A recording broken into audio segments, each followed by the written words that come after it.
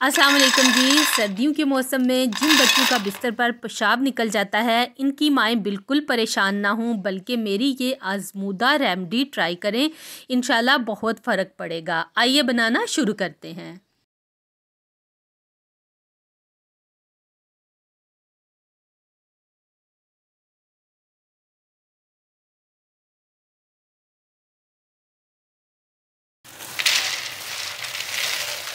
तो मेरे पास यहाँ पे 150 ग्राम फूल मखाना है। सबसे पहले हम इन्हें ड्राई रोस्ट कर लेंगे। बिल्कुल हल्की आंच पे हम फूल मखानों को ड्राई रोस्ट कर लेंगे। अगर तेज़ आंच आप करेंगे तो उससे क्या होगा, ये ऊपर से जल जाएंगे, लेकिन ये अच्छी तरह से रोस्ट नहीं होंगे। इसलिए आपने इस बात का खास ध्यान रखना है कि आंच बिल्कुल हल्की होनी चाहिए।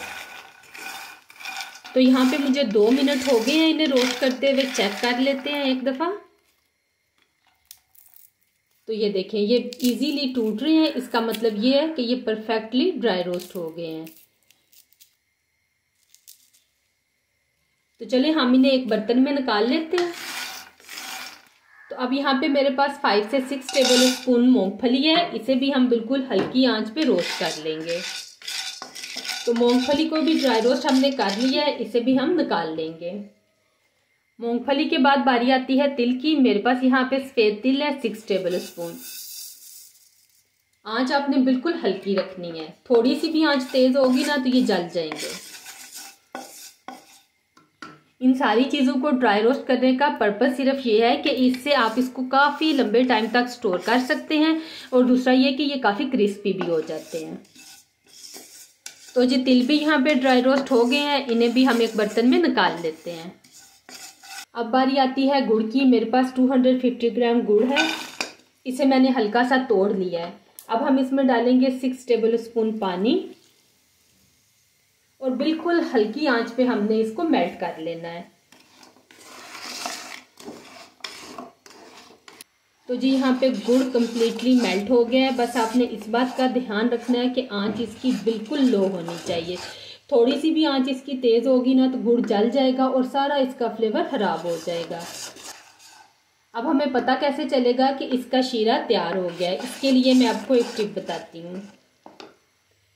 तो जी ये पता लगाने के लिए कि शीरा हमारा तैयार हो गया कि नहीं, आपने इस तरह से एक कप में थोड़ा सा पानी लेना है, और इसमें हम इस तरह से चंद ड्रॉप्स शीरे के डालेंगे।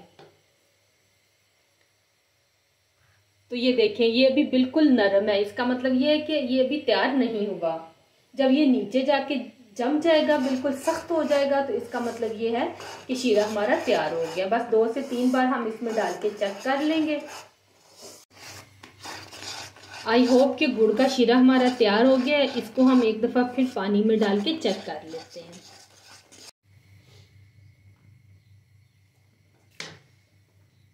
और ये देखें, यहाँ पे गुड़ हमारा बिल्कुल तैयार हो गया है। इसको जब हमने डाला तो ये इस तरह से इकट्ठा हो गया। जब ये थोड़ा सा ठंडा होगा तो ये टूटने लग जाएगा।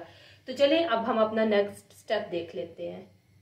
इसके फ्लेवर को मज़ीद बढ़ाने के लिए हम इसमें डालेंगे सब्ज़ इलायची का पाउडर। 4 से 5 इलायचियाँ थी, इन्हें मैंने पीस लिया है।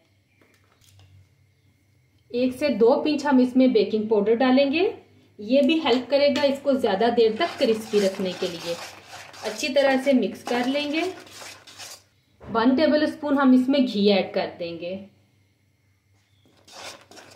सारी चीज़ों को अच्छी तरह से मिक्स कर लेंगे। तो अब जो पीनट को हमने ड्राई रोस्ट करके रखा था, इसे एक चॉपर में डाल के दरदरा सा पीस लेंगे। अब हम इसमें ड्राई रोस्ट किए हुए फूल मखाने डाल देंगे। फूल मखानों के बाद मूंगफली ऐड करेंगे, और अब हम इसमें तिल डालेंगे।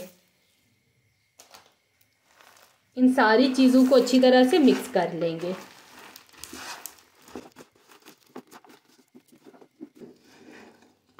यहाँ पे अच्छी तरह से हमने तमाम चीज़ों को मिक्स कर लिया है। अब हम इनको एक बर्तन में निकाल लेंगे। तो यहाँ पे मैं एक स्टील के ट्रे का इस्तेमाल कर रही हूँ। इसको मैंने घी से अच्छी तरह से ग्रीस कर लिया था। तो जब ये हल्के से गुनगुने हो जाएं, फिर आप हाथों की मदद से इनको इस तरह से अलग कर सकते हैं। ये देखें।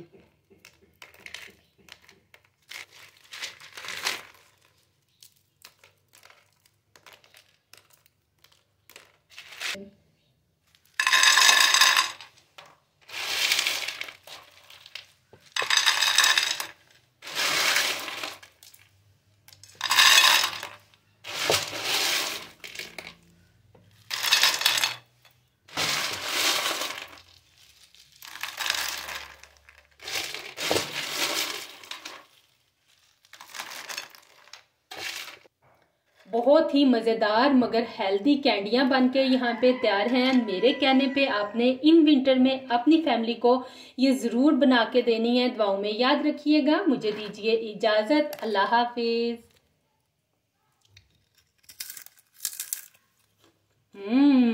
बहुत मज़ेदार। साउंड आपने चेक किया, बहुत क्रिस्पी और मज़ेदार।